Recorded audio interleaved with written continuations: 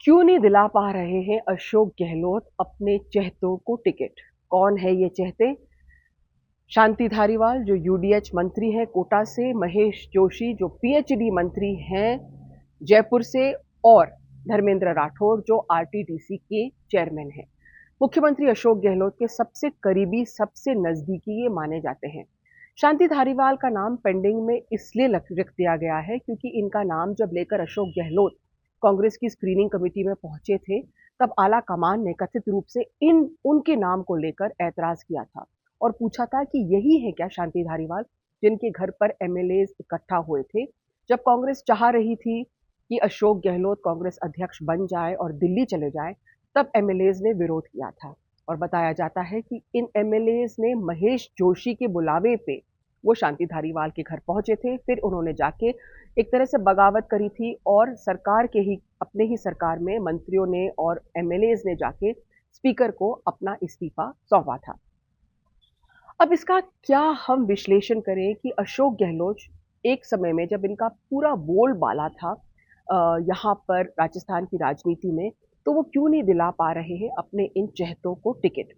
क्या अशोक गहलोत का दमखम कुछ कम हुआ है या उनकी पकड़ कुछ कम हुई है? देखिए, अशोक गहलोत ने जो आला कमान के सामने जो विरोध हुआ था और अशोक गहलोत उसके कारण कांग्रेस अध्यक्ष नहीं बन के गए, कहीं ना कहीं अशोक गहलोत ने ये साबित कर दिया है कि राजस्थान की राजनीति में वो एक तरह से प्रबल है, वो एक तरह से कमांड उनके हाथों में है, ज्यादातर एमएलए उनके साथ हैं।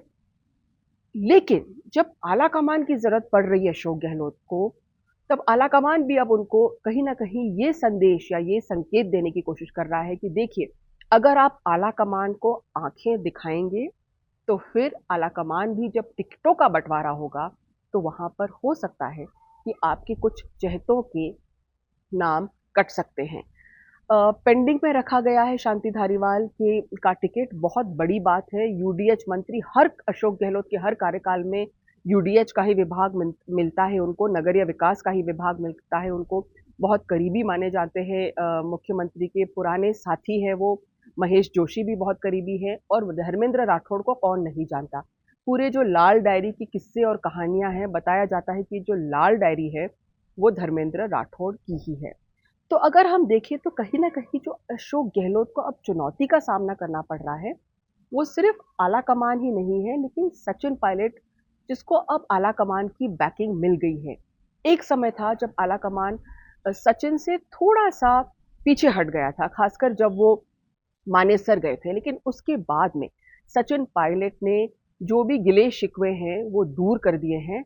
लेकिन सबसे बड़ा सवाल ये है कि क्या अशोक गहलोत ने भी आला कमान से क्या वो गिले शिकवे दूर कर पाए हैं या नहीं?